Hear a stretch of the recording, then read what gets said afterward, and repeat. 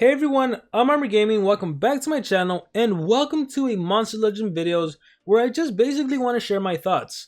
So, as you can see from the title, I love this game, and I've had the most fun playing this game than I've had in a long time. I genuinely mean it. It's like, I wake up looking forward to playing this game so much, and I'm so grateful to have two accounts, because I'm like, yes, I don't only get to play once, I get to play twice. Like, I kind of know. I was gonna say, I don't know why I'm having so much fun, but I kind of do. I think Social Point has been taking some really great steps to making the game a lot more user-friendly, and it's paying off because I've had so much fun. Dib recently made a video saying he loves the game too, and it's like, yo, and I messaged him, I'm like, hey Dib, I literally told one of the Social Point peeps the same thing. Like, I'm having so much fun playing the game. So I kind of want to go through everything that's been going on in Monster Legends, why I feel the way I do. Hopefully I continue to feel this way, because when you don't enjoy the game, when everything just seems to be going wrong, it is awful, right? But no, everything is awesome right now. So let's just begin with, I'm just going to go off the top of my head, this is going to be like a rant style video, but a positive rant, because this is one thing that's true. Whenever Soldier Point does something that people don't like, they get a ton of crap for it. They get so much hate, they're called greedy, they're called this, they're called that. I think at the end of the day, we forget that behind the company Social Point are just everyday regular people that are just doing their best to try to make something that people will enjoy and love. So let's keep that in mind. But let's also keep in mind that if we're gonna criticize and really bash and go hard on the Social Point when they do something wrong, it's only fair to give them the positive feedback and let them know they're appreciated and they're doing something right. You know what I mean? Like, don't just bash and then not give them any credit. You have to give credit where credit's due. And so right now, Social Point is doing so much great stuff. So let's just start with, I guess, the mutant runes. So the mutant runes, to be completely honest, they've had no impact on my life whatsoever. I'm not using any mutant runes. I really don't feel like there's a reason to use mutant runes. Considering I still need to focus on getting high level runes, like this level 7, I'm honestly better off splitting it and walking away with 3 level 7 runes. Like, I don't really need it. Like, that 12% life, maybe it'll play a huge impact, but yeah, honestly, I'd rather have like 2 level 7 runes for different monsters. They reduce the cost of removing gems, which doesn't really affect me that much because I would never pay gems to remove runes. Once runes go on a monster, they're pretty much there to stay. I'm really glad that they gave us some time to remove runes for gold. I think that was kind of the time where having a lot of fun started because the wars were so darn fun. The enemies had the best runes on defense. I had my best runes on offense. But part of the reason I really enjoyed that is because I was able to get rid of some runes that were on previous top tier monsters like Shelinar and give them to a monster that truly deserved it. The new top tier monsters, some of my War Master monsters. So I really enjoyed that. I know a lot of people didn't like the heroic dungeon method to get a level 10 rune. Personally, I like it. I like it a lot. The thing about the level 10 rune dungeon, right? The heroic orb dungeon, it's going to cost you, what was it? 2,000 orbs? No, 1,000 orbs to get a level 10 rune. So for 2,000 orbs, you can get 2 level 10 runes, or you can get basically a War Master, because the War Master costs 2,400 orbs. And people hated it, or a good amount of people hated it. They're like, oh, another bad attempt by Soldier Point. And I'm like, guys, like if you don't want it, just don't go for it. Like, I never understand why when Soldier Point introduces something that some players can take advantage of, why people that can't take advantage of it get mad. Like, the game is all about making choices. You just choose what you go for. So I think a lot of players already have a good amount of the War Masters. The thing about the War Masters is a lot of them don't even need to be ranked up. Like, if we look at what monsters I have, most of my War Masters are low level, or I mean level 100 unranked. I think the only one I have really highly ranked is Charizard. Charizard, I have him at 120, and look at my Remtar, 100. Necromancer at 110 because I want the turn transfer skill and I want the revival skill. Elvira's usable at 100. Remtar very usable at 100 because I only use them for the trait. And those are the only War Masters, and I'm fine with that. So I was looking through my runes, and I'm like, hey, I do need some high level 10 runes. So maybe I should devote maybe like 3,000, 4,000 orbs and walk away with 4 level 10 runes. And I'm glad that I have some way to get it. And mathematically, when you do the cost, gems could be spent towards purchasing a level 10 rune, or they could be spent during happy hour to get orbs, and then orbs will then be used for War Masters. Well, so it's basically like just converting between, you know, it's kind of like if you go abroad or I'll use my example, if I'm from America, if I go to the EU and I get euros, I'm just exchanging my currency for the currency they use. So that's kind of what it is. Gems can be used to buy orbs. You know, 345 gems is the cheapest to get one level 10 rune. Well, gems could also be used to buy orbs over a long series of time to purchase orbs, and then those orbs can be used towards War Masters. Well, now they essentially gave us the option to get level 10 runes, which is really helpful, especially if you don't have gems like ever. Like most of the time I have 0 gems, but I have a good amount of orbs saved up because I've thrown all my gems into orbs. So it's nice to have the option to be able to use those orbs to also get some gems, not gems, to also get some runes without having to save up all of my gems just to purchase level 10 rune. And what's cool about this is, thanks to the daily goal, we get orbs throughout there. We get orbs throughout the treasure cave sometimes. You can also get some extra gems here. And then at the end of the season, the PvP seasons, you get more orbs. There's like, the game throws lots of orbs at you. So it's just a great way for a player to be able to decide, do I want a level 10 rune or do I want to focus on a War Master, maybe rank up my War Masters. Like for example, I still don't have Thalassa, who is the most overpowered monster in the game. But at the same time, like, I haven't really needed her, so I'm kind of okay without her. I still want to get Babari. So it's just nice to have the option. Also the dungeons. The dungeons are so darn great. I misclicked. The dungeons have been what's the word? Ramped up, and they are great now. Like, first of all, the fire and cell nature dungeons, or all the elemental cell dungeons, they are a lot faster to do. They require less time, and the gem dungeons are super nice. Like, I think just 3 days ago I had 0 gems. I already have 77. How crazy is that? Never in the world of Monster Legends could you acquire gems so darn fast. So I have that. You can also get runes, and the runes are better because now you can walk away with 2 level 4s, 2 level 5s, and I think opportunity for 6 or higher. I don't know. It's just better than getting 4 level 4 runes every single week. Now we have the chance to get higher level runes, which I really enjoy. And not to mention, going back, I keep misclicking and clicking back. Going back to here, another nice thing about the elemental cells is that elemental cells are basically now Elementium. If I want to rank up a monster, I do not need 80 cells of that monster in order to be able to use Elementium. Look, I can now fill it with elemental cells. I don't need to waste precious Elementium. How cool is that? And I don't need the 80 cell mark. How cool is that? The 80 monster cell mark. And look, I can even go back and forth between different items, or different elemental cells, different element cells, different Elementium. So I really like, this was a huge positive beneficial change. Props to Social Point for doing that. Really enjoyed that too. Let's see what else have I been enjoying. Let's talk about the maze. So the maze, oh my goodness, this maze. So for the longest time, I have stopped playing mazes. I hated, like, I would love mazes. It was some of the best way to get monsters. You could typically walk away with 3 or 4 legendary monsters during a maze, but something happened along the way where it was near impossible to get monsters unless you logged in like 5-6 times a day. You would have to miss out on sleep. Social Point took away the 30% discount, which was what players would use to their advantage. So I pretty much stopped playing mazes. But what I found from the previous maze and this maze is that they made it a lot more friendly again. If you're a devoted player that just logs in at least 4 times a day, which is what I'm doing, 4 times, sometimes 5 times a day during the weekend, you can walk away with a brand new monster. You can walk away with a limited time monster, who in this case was Cloud, and one of the new monsters, so 2 legendary monsters. But what's more is that you can even get the monsters ranked up. So, for example, when there was like 15 days and 8 hours remaining or something like that, I already had 15,000 maze coins. So I was able to get, well, no one. But let's take a look at the pathway for Halguden, the last monster. I am only 1 node away, and if I click move right now, I will have her. And see, the only reason I didn't get her was because I accidentally clicked a different monster. You know what you need to do, Social Point, if you're watching this? What you need to do is you need to make it so when you unlock a new pathway, that monster needs to go to the top instead of the old monster. Because I accidentally moved the Rock Druid, and that cost me a good amount of maze coins.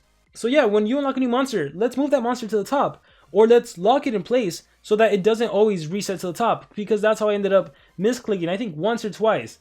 But yeah, I could have basically had Halguden with 5 days remaining, and this is a brand new monster. And what's more so, is if you continue along the pathway, you can get cells for her. So I might walk away with a rank 1 Halguden just for being dedicated. How cool is that? A brand new monster who's extremely powerful, I can get at rank 1. That's awesome. And if I would have gone for Ulnair, to be quite honest, I could have probably gotten her at rank 3.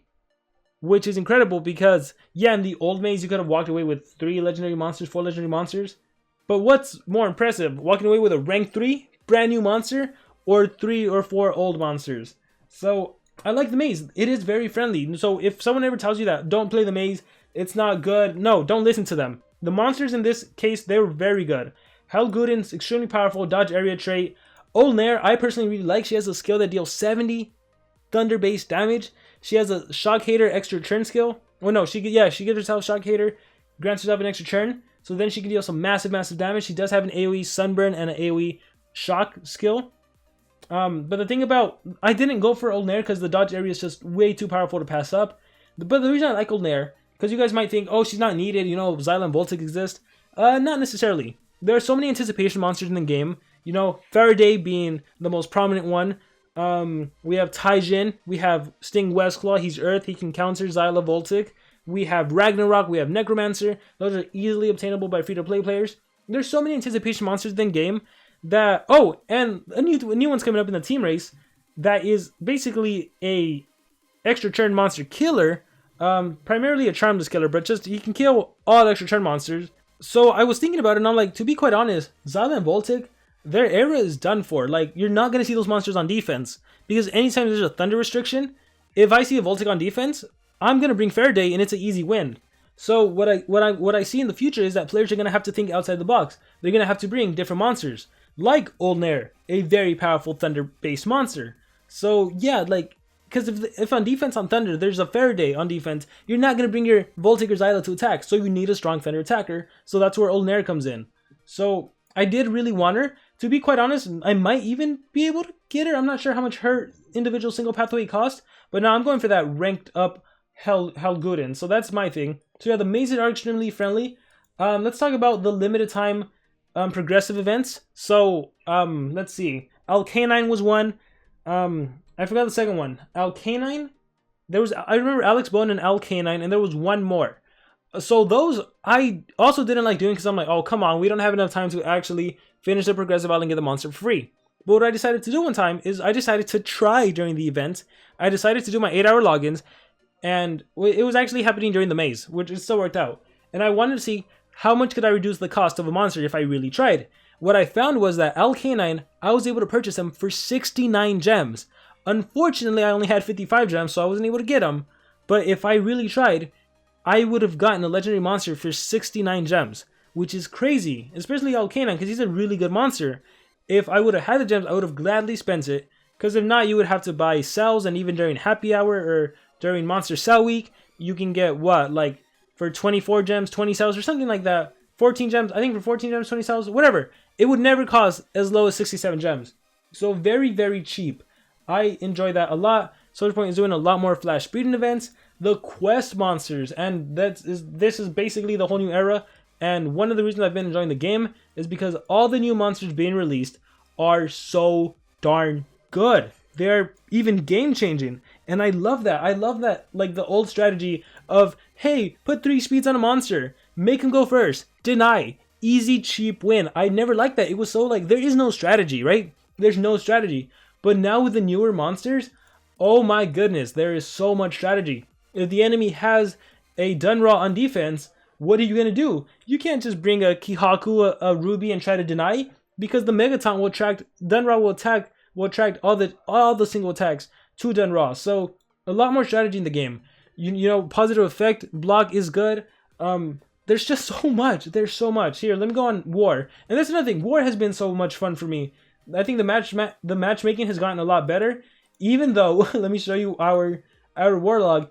Even though we faced the same team, Righteous Reborn, 3 times and lost to them every single time. Other than that, like, War has been a ton of fun. The matches are pretty good. Even against Righteous Reborn, I had a ton of fun. But let's fight Zeus, right? Zeus has a Dunraw, super fast Montezuma. Let's see if I can outspeed. So I'll bring, no, actually I can't outspeed, and that's the point. So check this out. I'll bring Kihaku. I will bring Sunblast too. I think Sunblast is faster than Kihaku. I will bring, who should I bring? I'll just bring Ingenica just to prove some sort of point.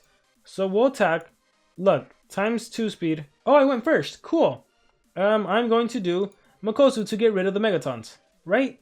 So here's a scenario where, look, Elder Curse, even though Monstezuma was faster than me, all he could really do is something to done because the Megaton would have attracted, so there was no cooldown activated. And how, I don't know, it's just, I love it so much how even if the enemy has way better rune than me, even if the enemy is going first, it doesn't really hurt me. I can still win with strategy. You know, Elvira, when she was introduced, she kind of broke the game because she made that possible. She made it possible. You see, even when you're possessed and you attack your own team with the AoE, thanks to the Megaton, you still attack yourself. So going back to what I was saying, Elvira made it possible to beat 130 bases with level 10 runes, just because of her trait, just because of her existence. Well, to a certain degree, the existence of Dunraw has made it possible. But what's more so is that even like monsters like Brutalis, the team race monster. Oh, and that's another thing, the team race. The team race is a lot easier than it was 3 races ago. Like a lot easier. So once again, they're like, if you're just in a devoted team and you guys have great communication, you are once again able to get a team race monster. And you can get a team race monster up to rank 4. So come in Brutalis. Brutalis, another monster that was introduced that has the Taunt trait. What? A monster with Taunt? Yes. And what's another trait that was introduced? Dodge Area. A monster with Dodge Area will block every single thing. Well, hold on. Trait disable. Let's trait disable Monstezuma. A monster with Dodge Area will block every single AoE skill, which, ignoring Dunraw and Elvira, if the enemy has Ruby or Kihaku and they AoE you, you will dodge that. So a monster can't get denied. Shade Moon introduced that. And gosh, it's so powerful. Maybe it wasn't Shade Moon. Maybe it was Kozorg. But whatever, Dodge Area. So darn powerful. So darn powerful. And there's so many synergy and combos you can make now. So for example, Brutalis has the Taunt trait. All single attacks are directed towards your... Ooh, what can I do? Applies Mega Possession. Let's save that for a while. Going back to what I was saying, if you have a Dodge Area monster and you have Brutalis, and if you want, you can watch my video of Brutalis and Shade Moon are best friends. Well, Shade Moon is protected from all AoE skills, and Brutalis attracts all single target attacks. So even if the enemy has like a Voltic, all Voltic can do, as badly as Voltic probably wants to attack Shade Moon, not going to be able to do that. Voltic has to attack the enemy Brutalis thanks to the Taunt trait. So there's so much synergy. I love it. I love the different combos. I love everything. O'Reilly was a monster that got introduced. O'Reilly was a quest monster. And the quests, like the quest is so easy. Well, actually, there's 2. There's the quest, which I think was done raw, which is where you got to collect a total 25 items, 5 of each. They make it really easy. They give us dungeons. They do monster wood events. So they make it really easy to get, to unlock these monsters. Then you got to do a survival dungeon or a progressive island or something. And then you can actually get the monster. Aside from that, they have breeding quests where you have to breed a certain monster. That monster will unlock the key. So that was O'Reilly. So I think you needed to breed like, I forgot who the nature monsters were, Lagercon or something. So you needed to breed specific monsters, and if you did, you got a key, and with that key, you were able to do the survival dungeon to get cells for O'Reilly. So for every legendary monster you bred, you would get 15 cells for O'Reilly, and then the whole survival dungeon is 50. So that would only leave you at 65. You would somehow need to find the other 15. So if you got to breed 2 different legendary monsters, you would have all cells in order to be able to craft. Or you'd have 80, then you can use 20 Elementium. Now you can use 20 Elemental cells. You could always trade with teammates. But whatever, O'Reilly, another monster with Dodge Area, super fantastic, amazing Nature Denier. And yeah, just those events themselves, they're so easy. Well, it depends if you're lucky to be able to breed something. But they're so awesome. I don't know, I love the game so much. I'm having such a blast. Picking defense, switching, like picking the right runes and everything. I'm having so much fun. And again, the mutant runes don't really matter. The relics, I've been having fun with those too. If we look through my chests, I have so many. I have 2 diamond that I haven't even opened, but I'm going to open them eventually at some point. Maybe the next time there's a relic boost. Team Battlegrounds is whatever to me. I mostly set monsters on defense. I don't bother about attacking too much. I still really enjoy the concept, but to be able to put in that time and effort, I just don't do it that much. Monster Wood is always very generous, whether it's giving monster cells, whether it's giving mace coins, whether it's getting gems. Always taking advantage of that. The Rune Lords event, I'm still able to maintain top 5,000 and get 25 gems. The Growth Spirit, I can never get 25 gems, but that hasn't changed. The Collect Gold, thanks to the premium pass, collecting gold, I don't place in the top 5,000 anymore. However, rather than complain, well, I kind of complained. I made a video about it, but rather than just complain, I decided to be a little more proactive. So, oh, here's another great thing Social Point did: the vault keys. So instead of having to pay a ton of gems to unlock a new slot, look at all these slots I have open. You can instead just pay 5 vault keys, and bam, you unlock the slot. So 75 gems for 5 vault keys. Vault keys, they even give you some in the calendar. They give you, I think they give you 5 for every level past 70 or something. I don't know. You can start off with a bunch if you're like max level. So when I level to 143, I'll get 5 more vault keys. And again, throughout the calendar, you get 5 keys. But with that being said, it's a really great way to hide your epic monsters, start getting rid of those epic habitats, those or non-legendary monster habitats, and just start planting a bunch of legendary monsters, lots of legendary habitats, so you can do a lot of gold accumulation. So yeah, that's it. No, there's probably a lot more, but I'd really have to sit down and think. But I basically wanted to make this video to say thank you, Social Point. You're doing a really great job. You even had some time to redesign the monster, so it's cool that they're trying to spice it up. They're trying to change things up. I really enjoy the new monsters. I like how the events are going. I am really looking forward to future content, everything that's coming up. You know, I know some stuff, so I'm really excited about that. But just the game itself, the current state of the game, I am really enjoying it a lot, and I hope you guys are too. I genuinely hope you guys are enjoying it as much as I am. Like, I am not kidding when I say, like, I look forward to getting out of bed and going on my game to see what's up. I look forward when there's a war. We have a war in 17 hours. I got to set up a good defense. I got to scout the enemy's defense. I got to see how am I going to counter them. What's the best bet? What's the best skills? So really enjoying this. There's a race coming up. And yeah, even the races, like, I love being with my team and having this camaraderie where we're like, hey, we're going to make it to 50 laps. We're going to grind it out. If one day we slack off, the next day we're like, all right, let's get it. Let's do this. I love it. It's been so much fun, and I really hope it continues this way. Like I said, there's been a lot of great changes, and Social Point deserves credit because, like, it wouldn't have happened without them. They're definitely listening to player feedback, which is always a great thing. You can truly tell, regardless of everything they release, regardless of the fact they are a company, they need to make money, they need to pay their employees. They have tons of employees.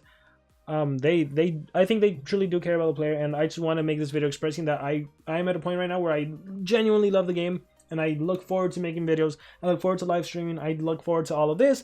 But those are my thoughts. So now I want to hear from all of you guys. I want to know, what do you guys think about the current state of the game? How do you feel how do you feel is it any different from how it used to be? Do you think it's gotten better? Do you think it's gotten worse? Are there different aspects? Have some stuff gotten better? Have some stuff gotten worse? Whatever thoughts you may have, please let me know in the comments below.